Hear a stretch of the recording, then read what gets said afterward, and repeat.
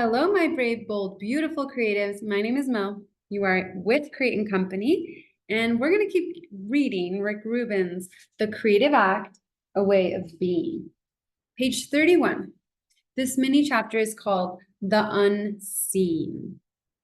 So he says that by conventional definition, the purpose of art is to create physical and digital artifacts, to fill shelves with pottery, books, and records. Though artists generally aren't aware of it, that end work is a byproduct of a greater desire. He says that the greater desire is to enter a mysterious realm. How cool is that? To enter a mysterious realm, a longing to transcend. What we create allows us to share glimpses of an inner landscape, one that is beyond our understanding. Art is our portal to the unseen. Art is our portal to the unseen. So how have you been able to relate to this before? Have you ever created a work of art?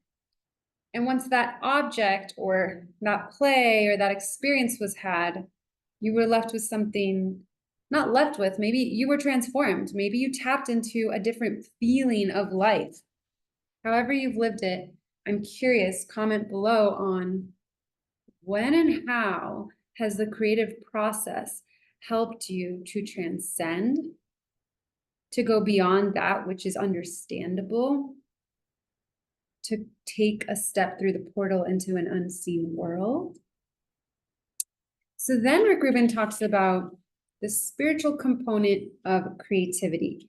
And he says that he gets it that for some people, this already will be a word they don't relate to because they see spirituality as only religion.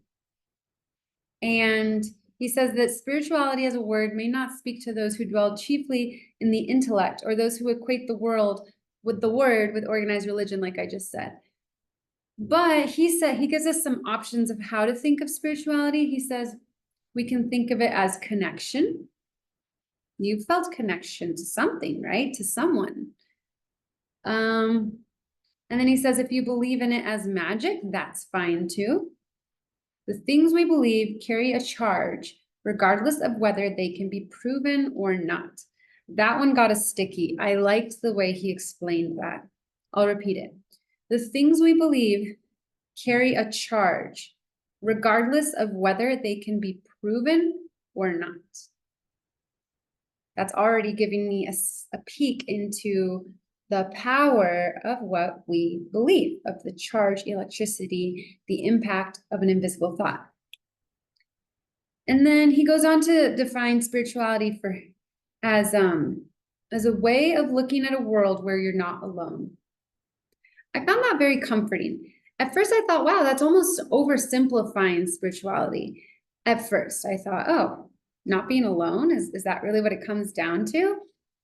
And then I thought, wow, actually, that's been one of my greatest sources of suffering in my life. It's that we think we're going to end up alone, die alone, live alone. We think we're not going to be understood by another, loved by another, accepted by another. So I think it's quite human to fear being alone. And then when he posed it as spirituality as a way of looking at the world where you're not alone, it put me in a position where I started thinking, how has spirituality kept me company? And that's another thing I can prompt you to comment below if you want. These can be journaling exercises that you journal on in your own notebooks, on your computer. And if you want to encourage us as a community, connect us as a community, and let us know you're here, comment them below. I would love to read them. You could even email them if they're more personal and you want to email them, createandcompany@gmail.com. That's where you'll find me. So yeah, I was reflecting on where spirituality has kept me company. And I mean, spirituality has pushed me to not push, but it's been what gets me to meditate, to read books like this, to journal, to walk alone or with my dog in nature. But even like spirituality makes me think my dog is a part of me not being alone. Some people can have an animal and think, oh, I'm still alone. There's not another human. But if we know that there's a spirit in all living forms, then I'm very much accompanied by her, for example. So that's a sprinkle example of how I was reflecting on his proposal, that spirituality is a way of looking at the world in a way that you are not alone. I thought that was cool. And the last thing I'll say about that is it like took off a quick veil I had. Like when I feel sorry for myself or I'm in victim mode, I'm often like, oh, I'm just so alone. But then I'm forgetting so many things about spirituality that I know in my heart. Like we are all one. Energy cannot be destroyed or created. And so therefore we will even evolve in the death passage to still be here and to still be connected. And yeah, so many things I know. Like when people pass, I don't feel that I feel their energy is still with us. Stuff like that. Okay, let's see. When you're working on a project, you may notice apparent coincidences appearing more often than randomness allows, almost as if there is another hand guiding yours in a certain direction. As if there is an inner knowing gently informing your movements. Faith allows you to trust the direction without needing to understand it. Faith allows you to trust the direction without needing to understand it. That's juicy. I appreciated this paragraph at the end of page 32 because it's telling us as creatives that when you're creating a project, even if you think you're all alone, there are hands, there are guides, there's inner knowing, there's a pull per se in a direction that you don't even need to understand. So maybe a knowing is part of not being alone. Anyway, I'm excited to hear what you all think about this not being aloneness connected to spirituality. And he gives a little exercise at the end of this mini chapter that I'm going to clarify for all of you and remind you of so you can jump on it. He says, pay particular attention to the moments that take your breath away. A beautiful sunset, an unusual eye color, a moving piece of music, the elegant design of a complex machine, be it natural or metallic. I'm adding that part in. But anyway, nature is a complex machine with an elegant design. And then he says, if a piece of work, a fragment of consciousness, or an element of nature is somehow allowing us to access something bigger, that is its spiritual component made manifest. It awards us a glimpse of the unseen. That's where he ends this mini chapter. A glimpse of the unseen. So beautifully said. So today, is that your first mini homework? I'm calling it mini homework, but it sounds like it is. Yeah, it is. So notice from here forward, or even looking back, what times is your breath taken away? And what times are you in pure awe of something?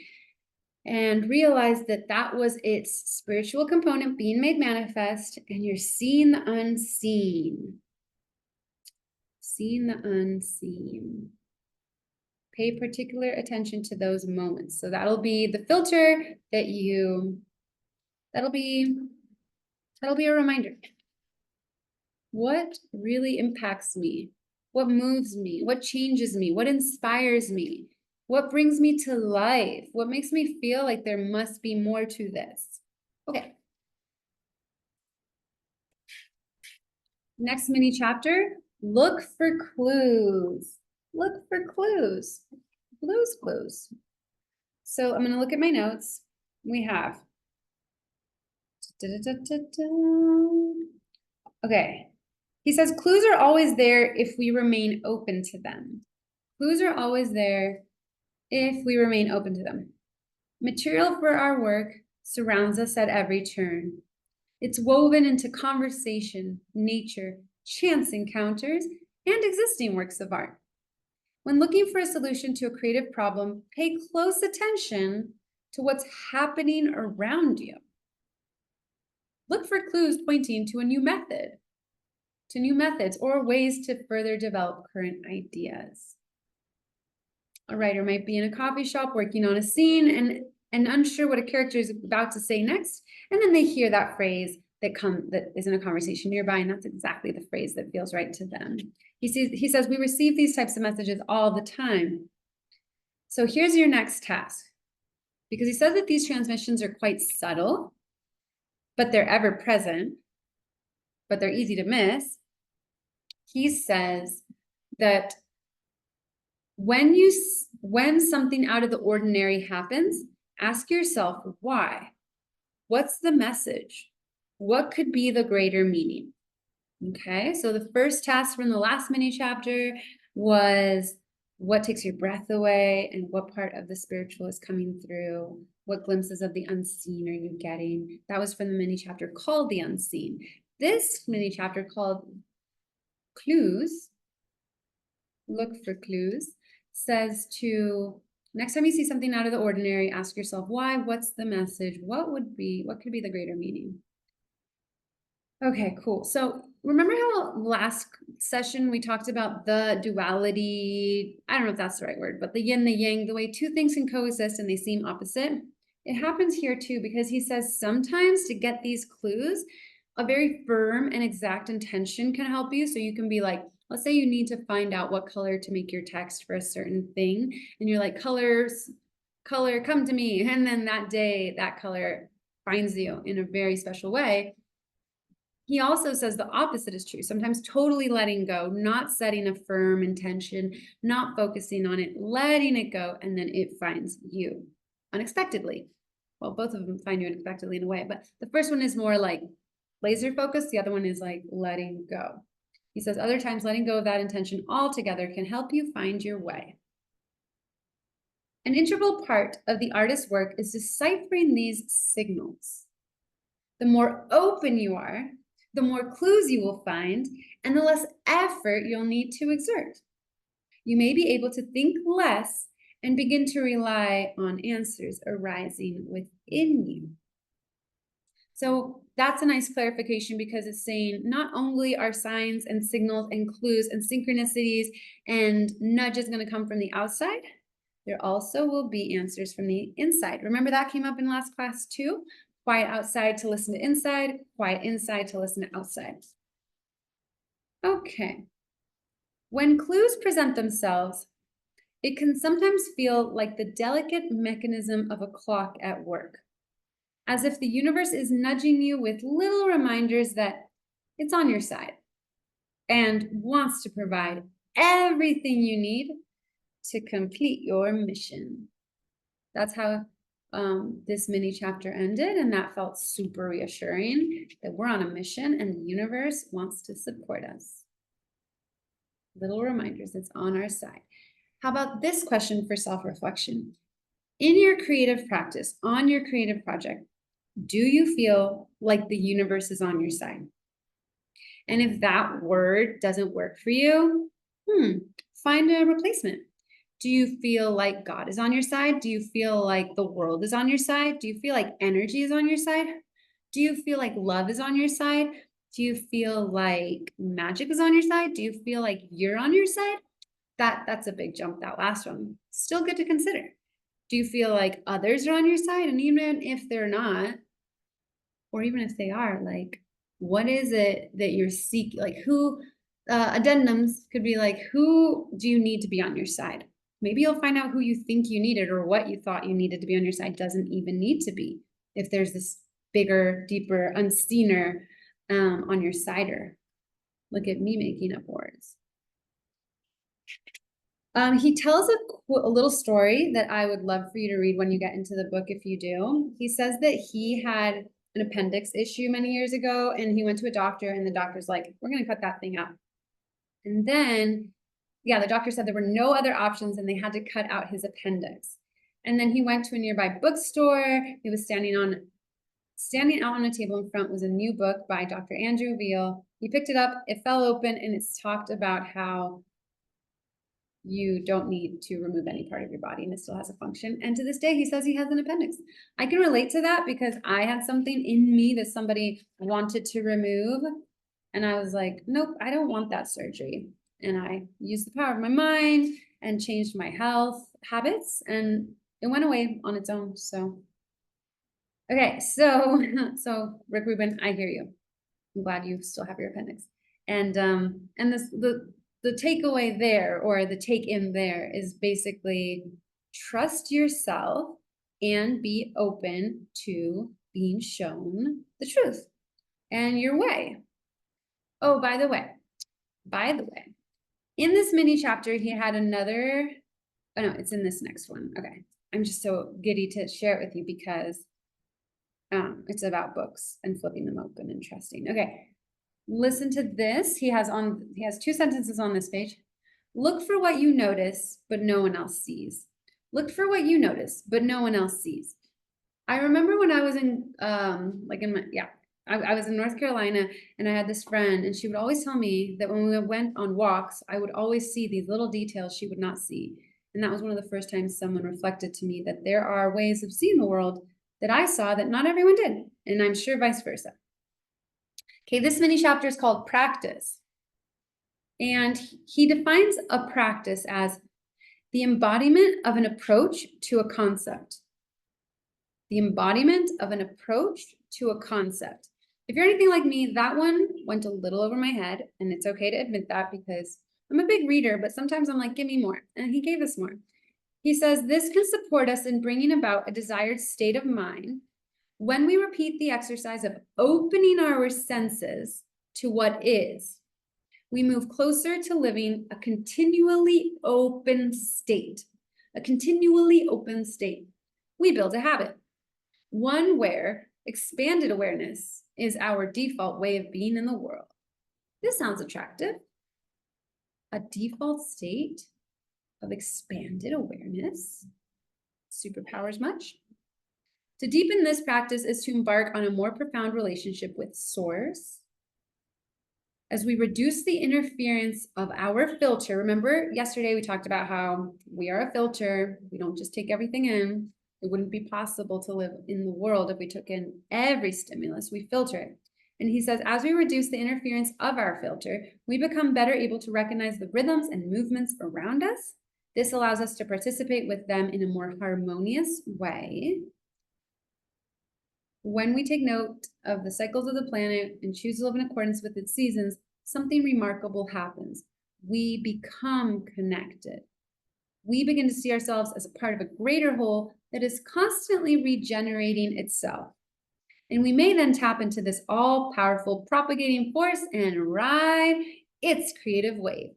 So what's nice about that is now it's like, whoa, it's not just us doing this. It's like the whole universe is on a certain rhythm, tone, beat, and we're just like getting on the wave and riding it. So here was the practice I got ahead of because I was so happy to share it. He says, to support our practice, we might set up a daily schedule where we engage in particular rituals at specific times every day or week. And he says they can be super small. So in the comments, let me know which of these you're going to play with, which of these you already have, which you want to add. So check it out. He says, the gestures we perform don't need to be grand. Small gestures or rituals, he says, can make a big difference. For example, we can decide to take 3 slow, deep breaths as soon as we open our eyes in bed in the morning. Then we will be more still, centered, and in the moment that day. Or maybe we eat our meals more mindfully, slowly savoring each bite with appreciation, or a walk in nature every day, looking at everything entering our field of vision with gratitude and connection. I would add curiosity. When I take my dog on walks, it's a pretty like normal path around buildings, but there's always like something I can appreciate and be curious about in nature. There was a tree with like really cool bark that looked like a 3D puzzle. If anyone's curious, let me know in my email and I'll send you a picture. It looks like Tetris in 3D, the bark of this thing. It's cool. So anyway, he also says like at night, you can like feel the blood pulsing through your heart at night before you go to sleep. The purpose of such exercises is not necessarily in the doing, just as the goal of meditation isn't in the meditating. Check this out, everyone. This is subtle. You got, this is important. He says the purpose is to evolve the way we see the world when we're not engaged in these acts. So it's like you're getting ready for when you need it, but you don't, it's like meditation. Okay, keep peace, keep peace. Okay, that was pretty, okay, I could do that. And then you get into an argument with somebody and someone like says something that your ego flares up about, and then there, how are you going to find your calm? You have the muscle that you have been strengthening through the rituals and the practices. So I'll leave you with the last sentence of this section. He says that awareness needs constant refreshing.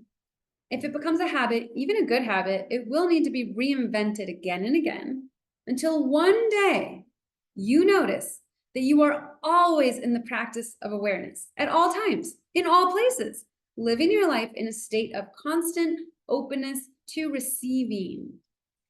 That's cool. Living your life in a state of constant openness to receiving. My additions to that, or my digestion of that, was like, wow, now we're hearing the word receiving. And as creatives, we often, well, I often think produce, give, share, output. And now there was like a flip of the script, because it's like receiving. And I like the way he's guiding us in these first few mini chapters about how we're being guided, we're receiving information, we're receiving input, we're receiving inspiration. So it's like, before we even touch the canvas, metaphorically, I admire that he is reminding us how much we can prepare the vessel to receive, and how even the process of being an open-hearted, paying attention creative is us getting more too out of this experience of life. All right. Well, I would love to hear your questions, comments, additions, either in the comments or at my email at createincompany@gmail.com. Talk to you soon.